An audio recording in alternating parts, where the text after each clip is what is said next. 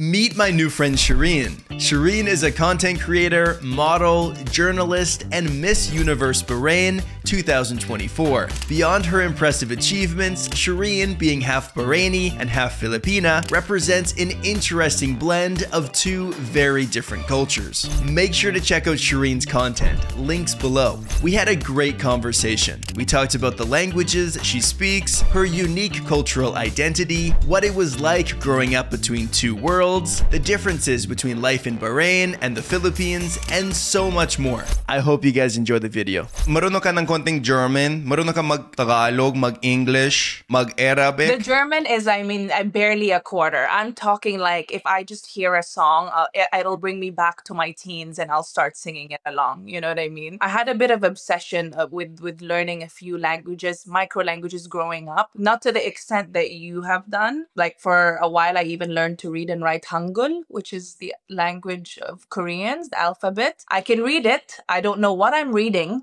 but it's fun. It's good to know you can read another language. Buti naman. It's something. Anong pinakaunang salita mo? Honestly, ang sabi sa akin ng nanay ko, talagang fluent daw ako mag-Arabic muna. Kasi sa Bahrain talaga ako pinanganak, up until I was 4 years old. From birth to age 4, talagang fluent lang ako na Arabic. Tapos for, personal reasons, my mom and I went to the Philippines. Tapos dun na ako parang nag-Tagalog. Kasi diba everybody around me would just speak Tagalog. Like, I think the first few months na nandun ako, nung bata pa ako, sige, Arabic pa ako na Arabic, di naman ako magets ng mga tao dun. Until natuto na lang ako. So, yeah, I think I just learned by association and like having a lot of Filipinos around me because I lived there for 4 years from age 4 to 8. And I think that's like your most formative years. And I ended up studying KG to a little bit of grade 2 in the Philippines. So, mas nahasa pa, I think, yung Tagalog ko dun. Tapos bumalik kami sa Bahrain. Pinick up kami uli ni father. Tapos sabi ni father, balik na, let's go. And we were like, okay. So I had to assimilate again to Bahraini culture, which at this point I had long forgotten about, like completely. I had become so Filipino at this point. I'm talking, nagpapalengke, kung ano-ano binibenta ko sa palengke with my friends, like experiencing the school life when you're younger and just like,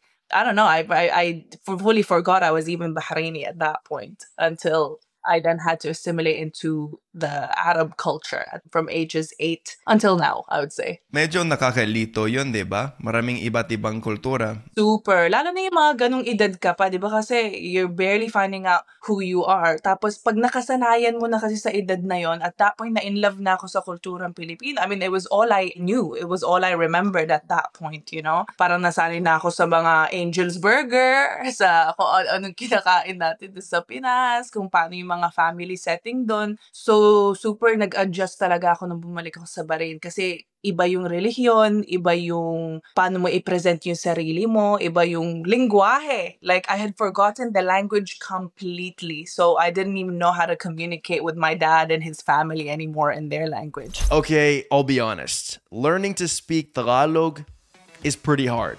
But with the right resources, it can be a whole lot easier. And I've got you covered with my Beginners Tagalog course. With 18 comprehensive video lessons, this 2-volume course makes it simple to start building your Tagalog skills from the ground up. Plus, you'll get lifetime access to PDF vocabulary sheets that will help you practice and retain what you learn. If that sounds good, click the first link in the description below to start learning Tagalog today. Now, back to the video. Pero noon nasa Pilipinas ka pa, natuto ka rin mag-English sa school? Parang konti, oo. Parang konti, pero hindi ko maalala. Feeling ko, mas Tagalog talaga eh. Siguro yung English, mas nahasa na lang din uli pagbalik ko sa Bahrain because homeschooling yung situation ko for like a year or 2 after I got back. So lahat ng pinapanood ko, puro mga Hollywood movies. Alam mo na, yung mga super rom-coms, Freaky Friday, Mean Girls, every Lindsay Lohan, all of those movies, and I was just binge watching them all the time. So I think that's why my English sort of became my mother tongue at some point. It even took over the Tagalog, oddly enough. So it's weird. It's like always so confusing. Isa pang kultura para sa'yo.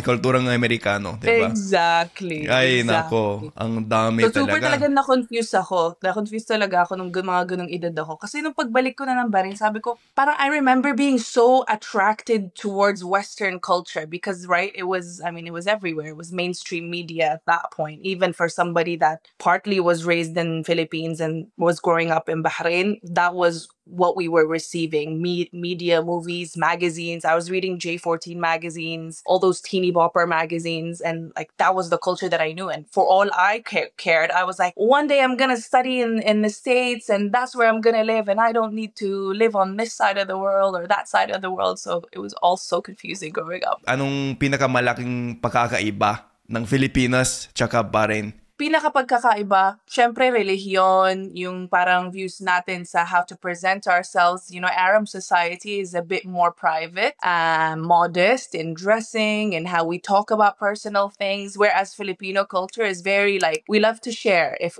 we can, if we feel comfortable with the people around us or with our family members even. We share what we're going through. Sinishare natin kung meron tayong dinaramdam, kung may kailangan ng tulong, very, you know, ready talagang parang mag-open up para ang community makaka-give back. Whereas with Bahraini culture, feeling ko a little bit more reserved na talagang kailangan mo i-probe para ka makakuha ng sagot. The food is different, of course, but also somewhat very similar. We have a lot of rice and meat dishes in Bahraini cuisine, and then you also kind of have that in Filipino dishes. I would just say the main difference is also that, you know, we don't have pork. And then in the Philippines, it's very much a staple.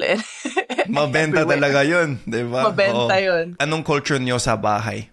Parang Filipino o parang Middle Eastern, parang halo-halo o ano yun? Well, again, dito uli nagiging confusing kasi nung bumalik na kami ni Mama, for a very brief period of time, we were with my father. At some point, that wasn't the case anymore because they officially separated, divorced, and so I was mostly raised by my mom. And so when I was around my mom, ang community talaga namin with her as a single mom was always Filipinos. It was either Filipino women na meron din mga anak na half Bahraini, so I grew up with a lot of half Bahraini Filipinos growing up. You know, when I tell people where I'm from, they're like, oh my God, that sounds so rare. But it never felt so rare to me because in my later formative years in Bahrain, everyone I was around seemed to be half something, half Filipino, you know, but majority of my close friends were really half Bahraini Filipino. So that was very much the vibe. The culture was ingrained in me from day one. Dare I say I had to really learn about my Bahraini culture even harder through these same friends or through outside friends, full Bahrainis that I would meet. And I had to ask them questions because obviously my mom could only do so much. She tried to impart within me what she learned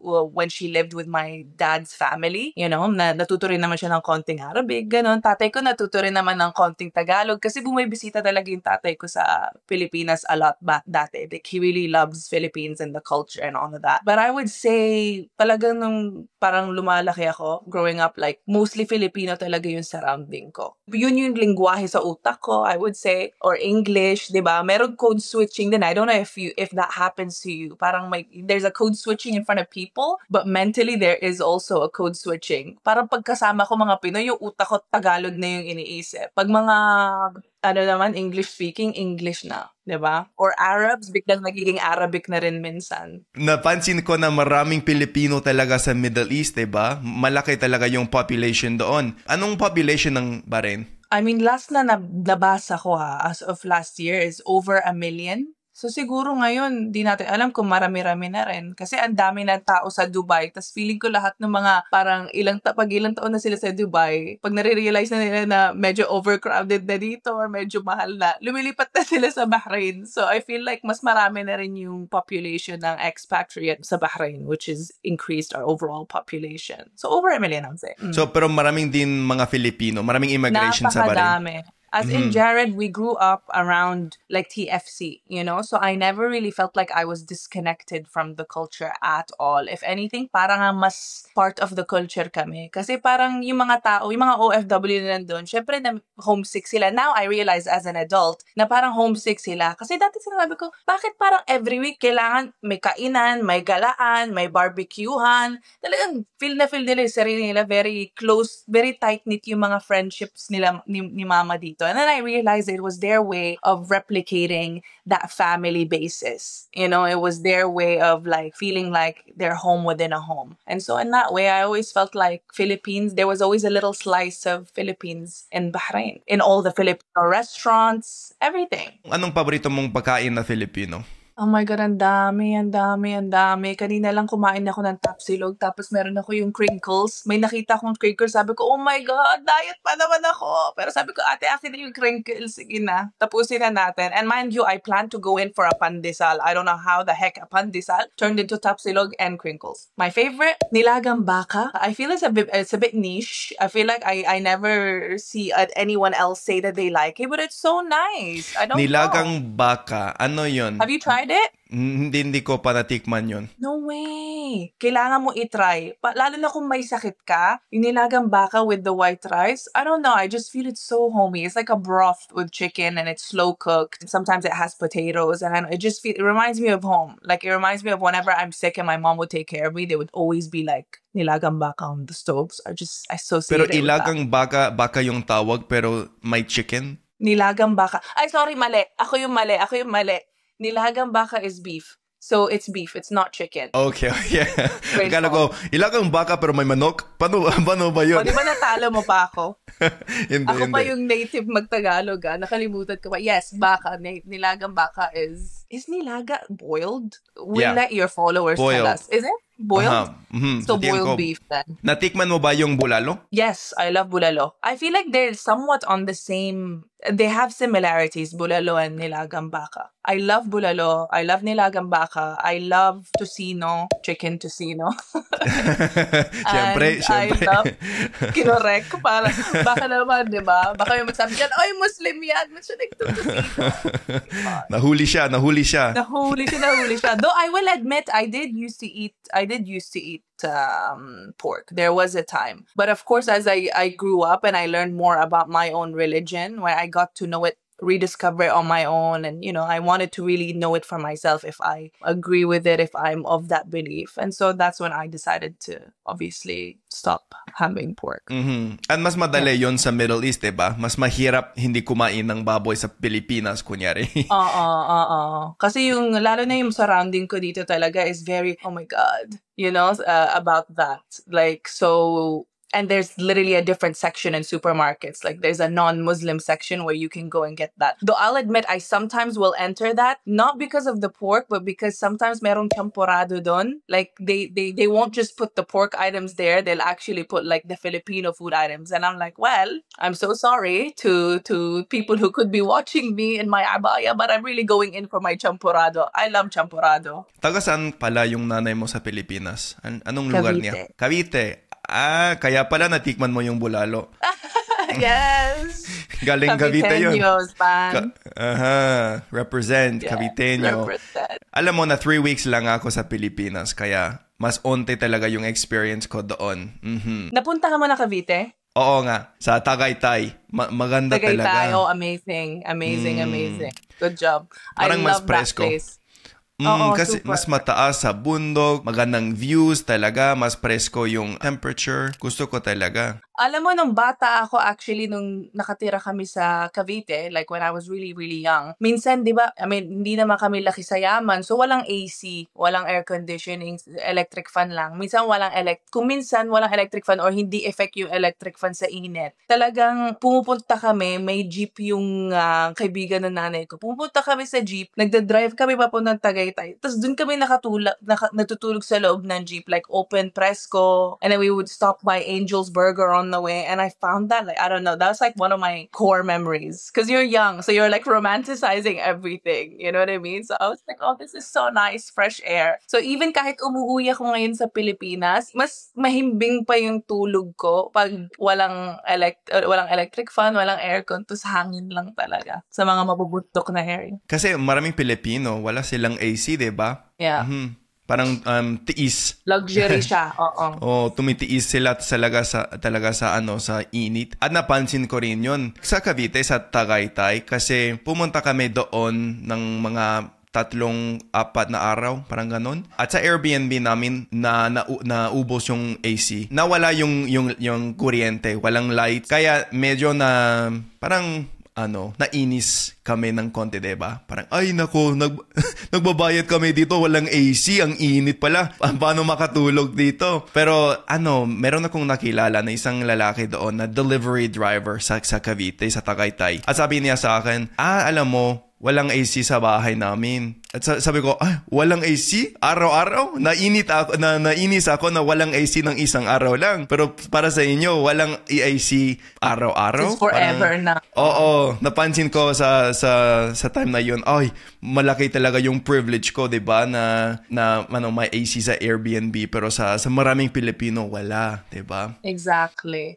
Kaya minsan talagang grateful ako dun sa upbringing ko na pagiging half Filipino. Kasi feeling ko not a lot of things faze me if things go wrong because of that upbringing. Tapos hindi ako choosy sa pagkain. So feeling ko kung may sitwasyon man na medyo limited ang food, it's not gonna be a situation where I'm gonna be too picky because alam mo yun, very cultural natin sa Pilipinas. Lalo na kung if you're raised by a Caviteña mom, oh my God, like it's very much maswerte ka, may pagkain ka. Like you hear that speech every single day. It haunts me to this day. And so it's ingrained in you to appreciate what you have and just be grateful and, always keep in mind that others might not have it and whatever you have in front of you is already a luxury, it's already a privilege. Parang resilient talaga yung mga Filipino. Hindi sila nagrereklamo, 'di ba? Kahit mas onte yung yung walang AC or onte yung pera, wala silang problema. Kasi pag mas onte yung pera, parang hindi pwedeng maging mapili, 'di ba? Kasi walang choice.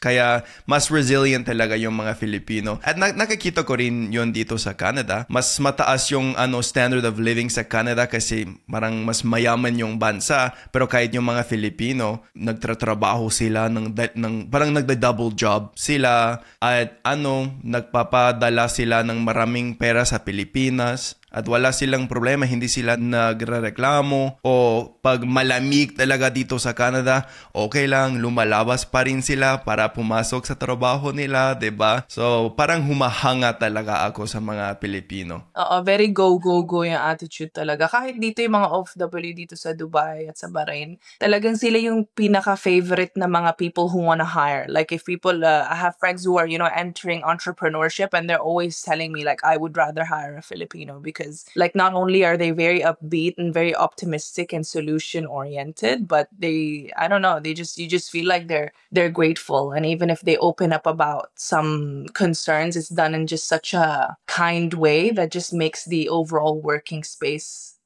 just nicer. Paano mo nakikita yung sarili mo? Para sa iyo, Pilipina ka talaga, Arab ka talaga, Bahraini. Palagi ko nakukuha yung tanong na yan. Palagi ko yung nakukuha. Actually, since bata pa ako, palagi akong tinatanong yan. Kesyo yung mga pamilya ng tatay ko or yung mga kabayan na nakikilala ko nung bata pa ako. And I always wondered, interesting question, because I always also felt like kung sino yung katapat ko, parang gusto nila na sagutin ko na mas ganito ako para lang alam mo yun, parang ma-boost yung esteem nila. So I felt like with the Arab side, parang gusto nila marinig na feeling ko pa rin mas Arab ako, or sa Filipino side, gusto nila marinig na mas Filipino ako. And while that may be true growing up, where there were moments I felt more Filipino because that was the culture I was around, because I was raised by a single mom and we were next to each other all the time. I think now as an adult who has rediscovered her culture and her love for both her countries, and I'm literally even representing, Bahrain now, which essentially also is representing Philippines, oddly enough. Feeling ko, I'm both. I'm really 100% of both. As cheesy as that sounds, it just, nag-iiba lang talaga kung sino yung katapat ko, diba? Kung mga Arabo talaga yung katapat ko, makikita mo na very Bahraini yung ipipresenta ko. It just will happen. It's not even a thought. It's a subconscious thing. Tapos puro kabayan. Tagalog talaga ako na diretso. So, kung ano man reaction na kukuha mo sa tao, siguro pag nagtatagalog ka agad, yung palagi na talaga yung reaction sa akin. Kasi at first glance daw, hindi nila parang mahalata na nagtatagalog ako. Lalo na pag nakaabaya and parang Sheila ako, which is like the head wrap. Tapos nasa salon ako. Nasashock talaga sila ate. Hindi nila alam na Pilipina ka pala. Hindi. Pag pumapasok pa lang ako, hindi pa. Parang wina-warm up ko muna sila. Hello, gano'n. Tapos, magkano to ate? Diba?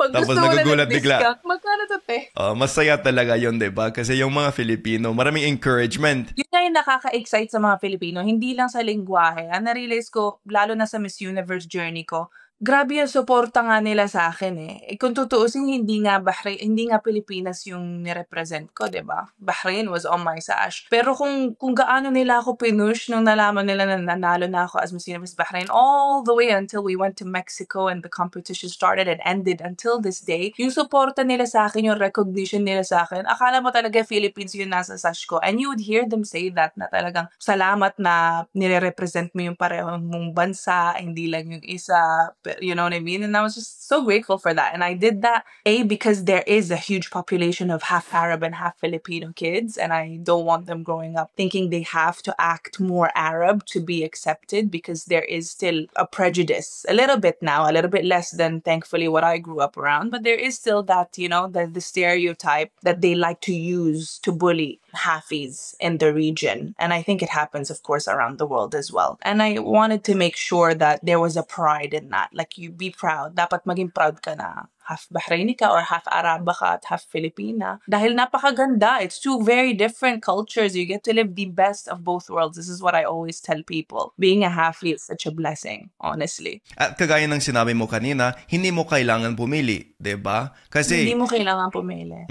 Bahraini ka tsaka Pilipina ka rin, 'di ba? Again, as cliche, we're all children of the universe, 'di ba? So lahat ng lengguwahe gusto ko matutunan kung kakayanin ko. Lahat ng kultura gusto ko malaman. Every different types of cuisine gusto kong matry. You only get one life after all, so enjoy na. Enjoy na lahat. At sa Pilipinas, sinasabi din nila yung tawag na pusong Pinoy. Kahit sa mga tao kagaya ko na walang lahing Pilipino, pwedeng magiging Filipino sa puso mo lang, 'di ba? At yun talaga yung opposite ng gatekeeping, 'di ba? Kasi pwede nilang sabihan na okay lang, marunong ka mag-Tagalog. Ayos talaga yun, pero never ka magiging Filipino, 'di ba? Kasi wala kang lahi. Pero hindi sila gumagawa yun. Kahit konting salita lang sa Tagalog, ay pusong Pinoy ka agad. Okay na. Accept it na. And it's nice. It's so nice. It's a nice feeling, and I wish other cultures did more of that, because I don't know, I feel like maganda yung epekto. Maganda yung epekto sa turismo, maganda yung epekto just vibes-wise, it's just awesome. Yun ba yung paborito mong parteng kulturang Pilipino? Siyempre maraming iba, pero I would say yun talaga yung pinaka main one is how we welcome and how we celebrate each other, the bayanihan, and how we support. I mean, I know I see it everywhere that there's this, I don't know if I could call it a narrative, for lack of a better word. May nahahalata na rin ng mga, lokal na Pilipino na parang, ano ba yan? Mas sinusuportahan pa natin minsan yung mga foreigner. Huwag naman tayong colonial mentality, ganon. And yes, while there is definitely truth to that, and we should definitely, as Filipinos, honor and support also our full Filipinos, lahat ng mga kayumanggi, lahat ng tunay na Pilipino, I also think there is a balance na, where you're still a little bit welcoming, because that is the heart of a Filipino at the end of the day, is that we share. It's bayanihan. Kahit pusong Pinoy ka lang, parte ka pa rin ng pamilya. Oo nga, may balance, diba? Na gusto mong ma-appreciate yung sarili mong lahi, pero gusto mo rin maging accepting sa mga ibang lahi din, diba? Kasi sa mundo ngayon panahon, maraming diversity, diba? Sa buong mundo, at maganda talaga yun. So, dapat tanggapin din natin yun para sa lahat. Oo, at saka masyado ng maraming divide na nagaganap ngayon. So, super importante na rin talaga na kung may something na bringing us together, natin yun, parang i-celebrate, i-welcome, at let's see how we could, turn it into good. Okay, sa tingin ko, ubos na lahat ng tanong ko. Pero, kung pwede, gusto kong itry na isa pang segment na bagong-bago. Parang rapid fire questions. Pwede ba yun? Okay, fun. Yes, let's do it. So, mabilis lang. Hindi mo kailangan isipin to. Parang sagot kaagad. At madali lang. Huwag kang mag-alala. Okay. Handa ka na? Yes, handang-handa na. Adobo o sinigang? Sabi ko pa naman handa ako. Oh my God. Sinigang. Sabi ko na madali lang pero mahirap pala. Sinigang. Nabaka. Siyempre. Pansit o lumpia? Oh my God! Yan kasi ang takaw-takaw ko, hindi tuloy ako makapili. Sige na nga, lumpia. Jollibee o McDonald's? Jollibee. Boracay, Palawan? Palawan. My mom lives there. Beautiful place. Ngayon nakatira siya doon? Yes. Ang ganda talaga daw sa Palawan. Gusto kong pumunta. Super. City o probinsya? Probinsya. I love provincial life. Karaoke o basketball? Siguro basketball na lang. Kasi magaling ako dun yung sa arcade, yung basketball. I don't know about real basketball. Pero karaoke, parang hindi ako na-bless ng magandang boses na jeans na nakukuha ng mga Pinoy. So sa basketball na lang. Ako din, hindi ako kumakanta. Halo-halo o leche flan? Yan na naman. Leche flan. I think leche flan. Kasi minsan yung ibang nilalagay nila sa halo-halo parang hindi mo gusto. Maraming ingredients talaga. Beach or mountains? I want to say both so bad. They're both just equally beautiful. But let's say beach. Let's say beach. Kahit, For survival purposes. kahit Caviteña ka, beach pa? Diba? Nakaka-edit. Kaya gusto ko pareho sa Rainy season or summer? rainy. Rainy Hands talaga? down. Yeah, it never rains in Bahrain. It rarely rains in the Middle East. So I play a lot of rain thunder sounds on YouTube. Like just earlier, I was playing rain in Manila loop just so I could feel like I was in the Philippines, like watching the rain. So rain all day. Tsaka nagsasawa kayo sa init, diba, sa Middle East? Yes. Ang init kasi. ABS-CBN or GMA? I grew up on ABS-CBN. I grew up on TFC, so I'm always kind of gonna be a kapamilya. Eat Bulaga or It's Showtime? Showtime. Showtime. Okay. Yes. Wow. Okay, yun lang. Salamat. Oh my God, thank you so much, Jared.